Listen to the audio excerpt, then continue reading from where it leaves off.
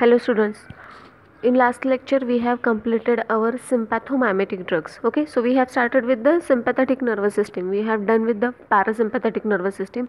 आता आपण sympathetic nervous system मध्ये sympathomimetic drugs आपण complete केलेला आहे पार्ट. त्याच्यानंतर आपण त्याचा नेक्स्ट पार्ट बघणार आहे, which is nothing but the last part of your peripheral nervous system, that is the sympatholytic drugs. Okay, so sympatholytic drugs म्हणजेच आपण बघितलं in sympathetic nervous system there is a main neurotransmitter is the adrenaline. Okay, so obviously these are adrenergic blocking agents like the आपण जसं parasympathetic मध्ये बघितलं there is a major और main neurotransmitter is ॲसिटाइलकोलिन. मग आपण त्याच्यानंतर जे लायटिक्स पॅरासिम्पॅथोलायटिक्स बघितले त्याच्यामध्ये अँटीकोलिनर्जिक ड्रग्स इथे बघितले किंवा कोलिनर्जिक ब्लॉकिंग एजंट बघितलं. सेम तसंच आपण इथे बघणार आहे. Okay, so sympatholytics are also called as a adrenergic blockers or the anti-adrenergic drugs. Okay, so आता आपण पहिल्यांदा त्याची डेफिनेशन बघून घेऊयात. Okay, so these are the drug which antagonise or block the action of adrenaline and related drugs are called as a sympatholytics. Okay, the agent which blocks or antagonise करणे म्हणजे काय, the agent that is the blocks the action of the particular neurotransmitter or particular biological response action of the adrenaline and related drugs. म्हणजे त्याच्यासारखं काम करणाऱ्या ड्रग्सचं as well as म्हणजे सिम्पॅथोमायमेटिकचं आणि ॲड्रेनालिनचं म्हणजे ॲड्रेनालिनची action mimic करणाऱ्या ड्रग्सची पण ॲक्शन ब्लॉक करणारे किंवा ॲड्रेनालिनच्या ॲक्शनला अँटागोनाइज करणारे जे एजंट्स असतात these are called as a sympatholytics. Okay, so these are आपण जसं की बघितलं these are act on the two type of receptor, that is the alpha receptor and the beta receptor. So they antagonise the alpha and beta or both alpha and beta receptor. Obviously जर antagonise करायची असेल action तर जिथे ते action दाखवतात ते receptor block करणं खूप महत्त्वाचं आहे. मग याच्यामध्ये ते अल्फा आणि बीटा पण अल्फा किंवा बीटा ब्लॉक करू शकतात किंवा अल्फा आणि बीटा असे दोन्ही रिसेप्टर ब्लॉक करणारे एजंट्स आहेत. So these are majorly classified as a alpha adrenergic blocking agent or the beta adrenergic blocking agent. Okay, so majorly याच्यामध्ये दोन क्लास येतील, अल्फा ॲड्रेनर्जिक ब्लॉकिंग एजंट आणि beta adrenergic blocking agent. So classification आपण बघूयात one by one. So classification first alpha receptor ब्लॉकर्समध्ये आपण बघणार आहे. In that first one is the non selective alpha blockers. म्हणजे काय, नॉन सिलेक्टिव्ह अल्फा ब्लॉकर्स म्हणजे आता आपण बघितलं अल्फाचे परत अल्फा 1 अल्फा 2 वगैरे टाईप आहेत. ते टाईपमध्ये कोणतेही अल्फा ब्लॉकर्स कोणताही रिसेप्टर असेल जो अल्फाच्या अंडर येत असेल त्या सगळ्या रिसेप्टरला हे ब्लॉक करतात. ओके, म्हणजे फक्त अल्फा 1ला करतात किंवा अल्फा 2ला करतात असं नाही. Okay, so that's why it is called as a non selective, म्हणजे तिथे ते सिलेक्ट केलं जात नाही अल्फा 1 करायचं का 2 करायचं वगैरे. Okay, so examples are the ergotamine, tolazoline, phentolamine and the phenoxybenzamine. Okay, so next is the selective alpha 1 blocker. जसं मी सांगितलं नॉन सिलेक्टिव्ह अल्फा ब्लॉकर म्हणजे अल्फा 1 पण ब्लॉक करू शकतात, अल्फा 2 पण ब्लॉक करू शकतात. मग सिलेक्टिव्ह अल्फा 1 ब्लॉकर म्हणजे काय, this block only the alpha 1 receptors. Okay, alpha 1 receptor जिथे जिथे असतील फक्त तेच ते ब्लॉक करतील. Examples are the prazosin, terazosin and the doxazosin. Okay, next third one is the selective alpha 2 blocker. These are example are the yohimbine. Okay, now this is about the alpha blocker. Second point म्हणजे हे classification majorly जसं सांगितलं alpha receptor blocker आणि beta receptor blocker याच्यावरती depend आहे. मग alpha receptor ब्लॉकरमध्ये आपण 3 क्लास बघितले, that is the non selective alpha blockers, selective alpha blockers आणि सिलेक्टिव्ह अल्फा 1 ब्लॉकर आणि सिलेक्टिव्ह अल्फा 2 ब्लॉकर. आता आपण बीटा रिसेप्टर ब्लॉकर्स बघणार आहे. त्याच्यामध्ये again non selective beta blocker, selective beta 1 blocker आणि selective beta 2 blocker. Okay, examples आपण इथे बघूयात. नॉन सिलेक्टिव्ह बीटा ब्लॉकर्समध्ये propranolol, timolol and the sotalol are the examples. Selective beta 1 ब्लॉकर्समध्ये atenolol, metoprolol are the examples. And selective beta 2 ब्लॉकर्समध्ये काय येणार आहे, butoxamine. These are the examples. आणि थर्ड क्लास असेल that is the both alpha and beta blocker. म्हणजे एकतर alpha blocker असतील, बीटा ब्लॉकर असतील, जसं आपण डेफिनेशनमध्ये बघितलं, this can block the alpha receptor or the beta receptor or alpha and beta receptor. So both alpha and beta blockers are the labetalol and the carvedilol. Okay, so हे जे classifications आहेत याला काहीच ऑप्शन नाही आहे. You have to mug up the things. Okay, ह्या सगळ्या गोष्टी तुम्हाला पाठ करणं, याच्याशिवाय याला काहीच ऑप्शन नाही.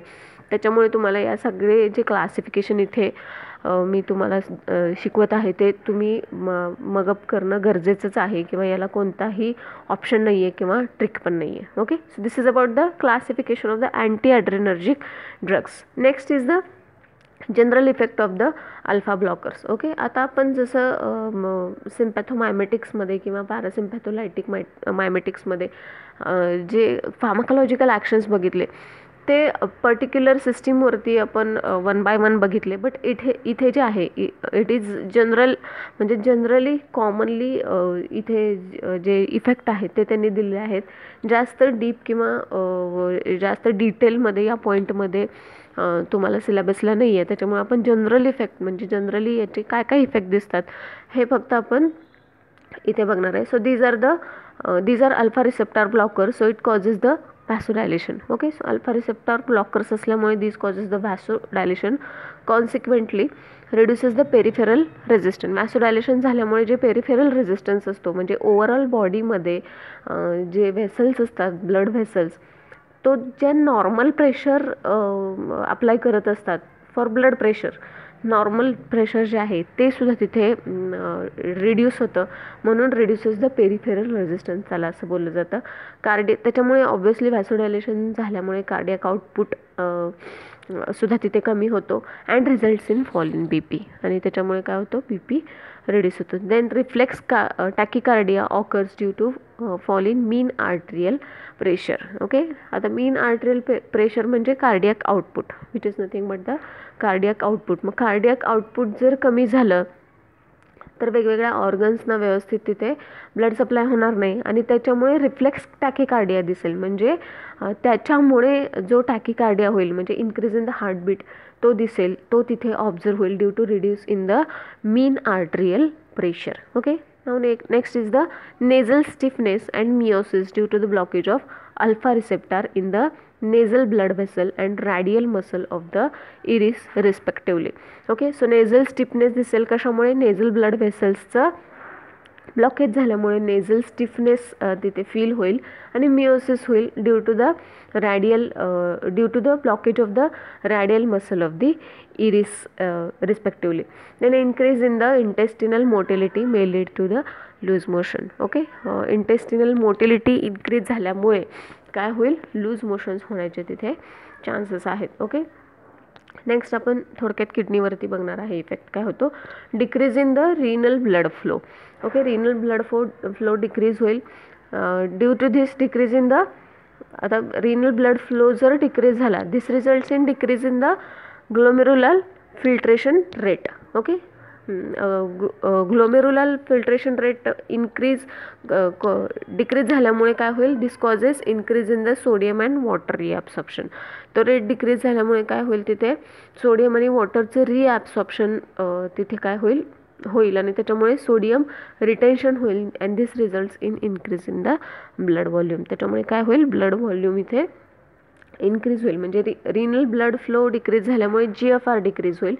GFR डिक्रीज झाल्यामुळे सोडियम आणि वॉटरचं रिॲब्सॉर्प्शन जास्त होईल, त्याच्यामुळे सोडियम रिटेन्शन होईल आणि अल्टिमेटली काय होईल, ब्लड व्हॉल्यूम इन्क्रीज होईल. Okay, then tone of the smooth muscle of a sphincter and prostate is in reduced results in impaired urine flow in patient with the hypertrophy of the prostate. Okay, so smooth muscles जे आहेत स्फिंक्टरचे आणि prostate ग्लँडचे ते काय होईल, इम्पेअर्ड होईल त्याचं function. त्याच्यामुळे काय होईल, किंवा त्याचा टोन आहे तो रिड्यूस होईल. त्याच्यामुळे इम्पेअर्ड युरिन फ्लो व्यवस्थित होणार नाही and there is a hypotrophy of the prostate glands. Okay, prostate ग्लँड्सची हायपोट्रॉफी दिसेल, म्हणजे काय, स्वेलिंग दिसेल. Okay, then prazosin tend to reduce the LDL and triglyceride as well as increase HDL. Prazosin is responsible to reduce the LDL, low density lipids and triglycerides, as well as increases the high density lipids. These are the some effects or the general effects of the alpha blockers. Okay, now therapeutic uses of the alpha blockers. Okay, so ergotamine is used in a treatment of the migraine. आपण last year शिकलेलो आहे ergot हा drug which is come under the oxytocic category and it is also used in a treatment of the migraine.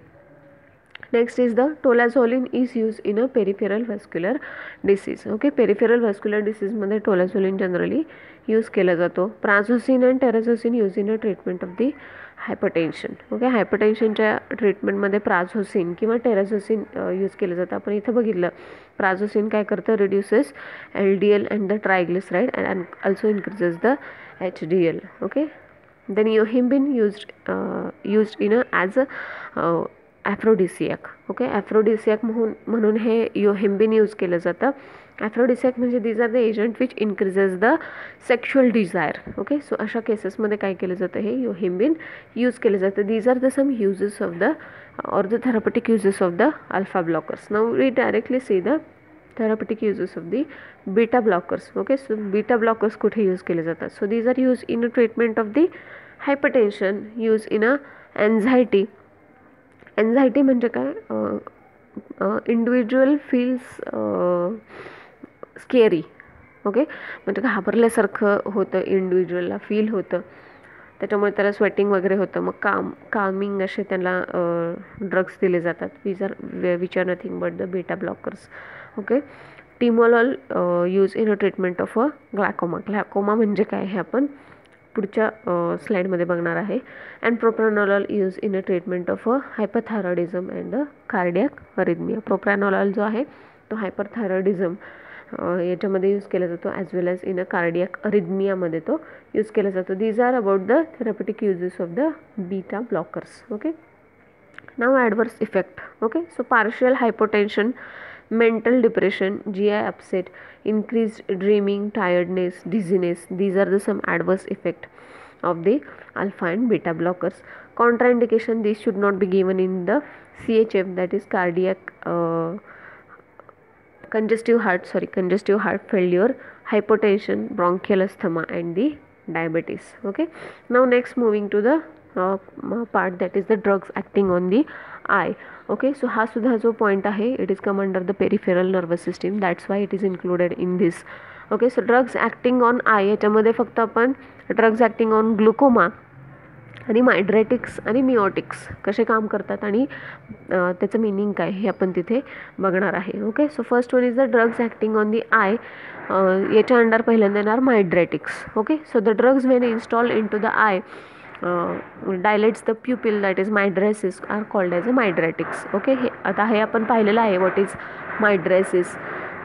That is the drug when installed into the eye, this causes the dilation of the pupil. pupilचं dilation होतं, त्याला मायड्रेटिक्स असं बोललं जातं. मग आता हे mydriatics कोणते किंवा these are the drugs which may causes the cycloplegia और सायक्लोपेजिक्स ज्याला बोललं जातं. ओके, तर आता तुम्ही जर व्यवस्थित स्टडी केला सिम्पॅथॅटिक आणि पॅरासिम्पॅथॅटिक नर्वस सिस्टीमचा, म्हणजे जे त्याच्या अंडर 2 क्लासेस आहेत, दॅट इज द पॅरासिम्पॅथोमायमेटिक लायटिक आणि सिम्पॅथोमायमेटिक आणि लायटिक. आणि तुम्ही जर इफेक्ट्स जर तुम्ही कम्पेअर केले तर पॅरासिम्पॅथोलायटिक आणि सिम्पॅथोमायमेटिकचे इफेक्ट्स तुम्हाला क्वाईट सिमिलर दिसतील. आणि याच्या अपोजिट दॅट इज पॅरासिम्पॅथोमायमेटिक आणि सिम्पॅथोलायटिकचे इफेक्ट तुम्हाला तिथे थोडेसे कॉमन दिसतील. Okay, so it is only for remembering purpose. Okay, तुमच्या लक्षात राहावं यासाठी. So example for the parasympatholytics म्हणजे मायड्रेटिक्सच्या अंडर 2 क्लासेस येतात, that is the parasympatholytic and that is which are nothing but the antimuscarinic. And examples are the atropine, homatropine, cyclopentolate and tropicamide. And sympathomimetic, that is the phenylephrine and the ephedrine. Okay, so these are the classes or the examples. Okay, so next one is the mechanism of mydriasis, mechanism of action of the mydriatics किंवा mydriasis कसा होतो हे आपण बघणार आहे. So pupils are supplied by the parasympathetic and sympathetic nerve. जे pupils आहेत हे पॅरासिम्पॅथेटिक आणि सिम्पॅथेटिक या दोन्ही नर्व्सने सप्लाय केले जातात. जसं की आपण बघितलं पॅरासिम्पॅथेटिकमध्ये आपल्याला मायड्रेसिस दिसतो आणि सिम्पॅथेटिकमध्ये मिओसिस दिसतो. सेम थिंग्स आपण इथे त्याच्यावरून आपण we can conclude that is these are supplied with the both nerves, that is the parasympathetic and sympathetic. Okay, so the parasympathomimetic supply through the oculomotor nerve. आता oculomotor nerve काय, constrictor pupil काय, हे सगळं HAP मध्ये तुम्हाला झालेलं आहे. I am not going to explain these things. फक्त एवढं लक्षात इथे मी एक्सप्लेन करेन that is the parasympathomimetic supply through the oculomotor nerve and supplies to constrictor pupillae. Okay, so हे जे पॅरासिम्पॅथोमायमेटिक आहेत these are supply through the oculomotor nerve आणि constrictor pupillae, while sympathetic supply through the superior cervical ganglia and dilator pupillary. Okay, so when mydriatics install into the eye, this causes the relaxation of the constrictor pupillae and tightening of the dilator pupillae. Okay, constrictor pupillae चं relaxation होतं आणि dilator प्युपिलेचं तिथं काय होतं, tightening होतं. This results in flattening of the lens. Okay, flattering होतं लेन्सचं and this causes the to increase the focal length. त्याच्यामुळे काय होतं, फोकल लेंथ इन्क्रीज होतो and patient feel cycloplegic. Okay, so person can see the object which are far away but fail to see the object which are nearer. Okay, so this is termed as a cyclopegia. हे आपण पाहिलेलं आहे याच्यापूर्वी पण. Okay, so हेच तुम्हाला flow chart फॉर्ममध्ये दिलेलं आहे to easy remembering. Okay, so pupil when installed into the mydriatics, this causes relaxation of the constrictor pupillae and tightening of the dilator pupillae. This causes mydriasis. This results in focal length increasing and this causes the cyclopegia. Okay, so next is the miotics, that is these are the pharmacological agent which when installed into the eye occurs the reduction in the size of the pupil, which is nothing but the meiosis. Okay, so mechanism ह्याच्यामध्ये काय आहे, when miotics are installed into the eye causes the obviously mydriaticsच्या opposite इथे होणार. तिथे काय झालं होतं, relaxation म्हणजे मायड्रायटिक्समध्ये relaxation of constrictor pupillae which are nothing but the circular muscles आणि कन्स्ट्रिक्शन ऑफ डायलेटर प्युपिले हे मायड्रायटिक्समध्ये बघितलं होतं.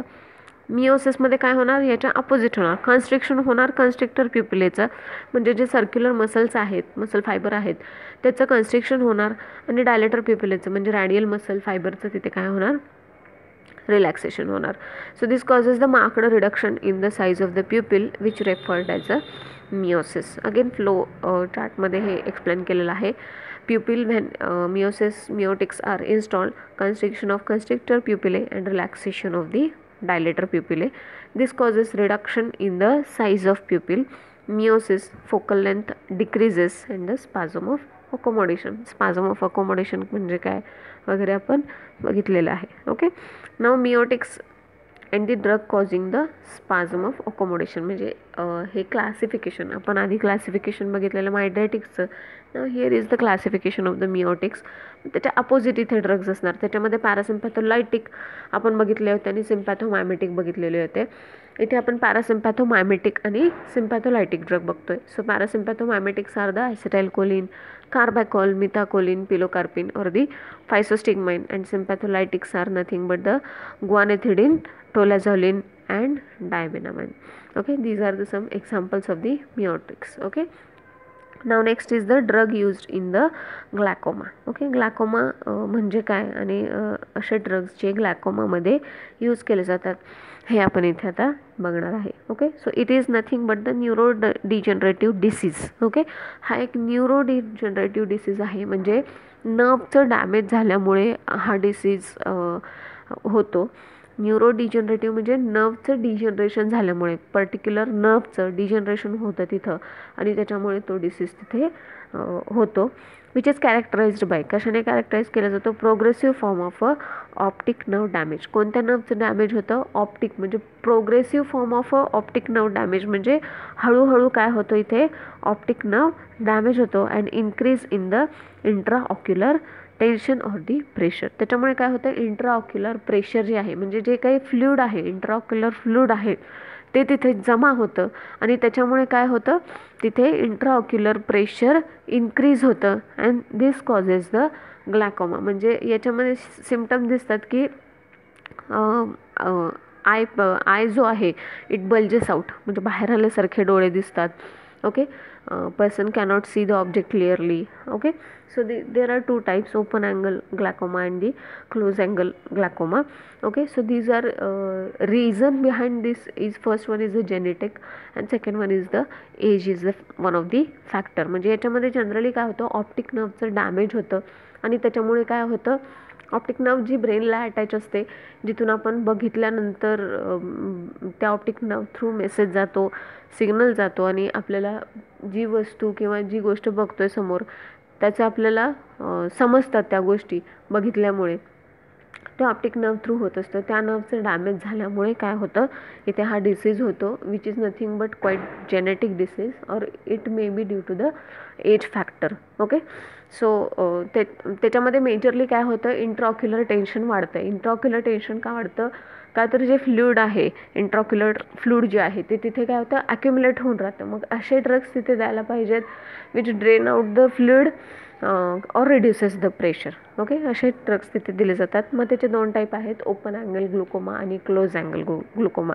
Okay, so the main objective ह्याचं काय आहे, the main objective in management of glaucoma is to reduce the elevated intraocular pressure. Okay, so इथे तुम्हाला normal vision आणि ग्लॉकोमा पेशंट चा आय कसा दिसत असेल किंवा काय होतं तिथे हे दिसतं आहे. तर इंट्राऑक्युलर प्रेशर जे आहे हे इथे इन्क्रीज झालेलं तुम्हाला दिसत आहे, which this intraocular fluid should be drain out किंवा काय त्याचं प्रेशर कमी केलं गेलं पाहिजे. ओके, सो ड्रग्स कोणते कोणते यूज केले जातात, miotics, adrenergic agent, beta blocker, carbonic anhydrase inhibitors आणि ऑस्मोटिक एजंट्स इथे यूज केले जातात. So first one is the miotics. Examples are the pilocarpine, carbachol and the physostigmines. Okay, आपण पाहिलं आहे physostigmine, carbachol, these are responsible for the miosis. Then adrenergic agent, adrenaline and pilocarpine is the example. Beta ब्लॉकर्समध्ये timolol and betaxolol are the example. And carbonic anhydrase inhibitor example are the acetazolamide and the osmotic agent last classification, that is the hypertonic solution of the glycerin or the mannitol. Okay, so this is about the peripheral nervous system. Okay, so here we complete the parasympathomimetic, parasympatholytic, sympathomimetic and sympatholytic. इथे आपला peripheral nervous system संपत आहे. याच्यानंतर आपण central nervous system हा part चालू करणार आहे. ओके, सो याच्या नोट्स सगळ्यांच्या कंप्लीट असल्या पाहिजेत. मला मेल येत नाही आहेत कोणाचे पण, PDF जे मी तुम्हाला नोट्स दिलेले आहेत किंवा जे आपण लेक्चर्स घेतो आहे त्याचे मेल्स वगैरे काहीही येत नाहीत. नेक्स्ट लेक्चरमध्ये किंवा उद्या तुम्हाला असाइनमेंटसाठी याच्यावरती जे क्वेश्चन्स आहेत ते प्रोव्हाइड केले जातील. Okay, thank you.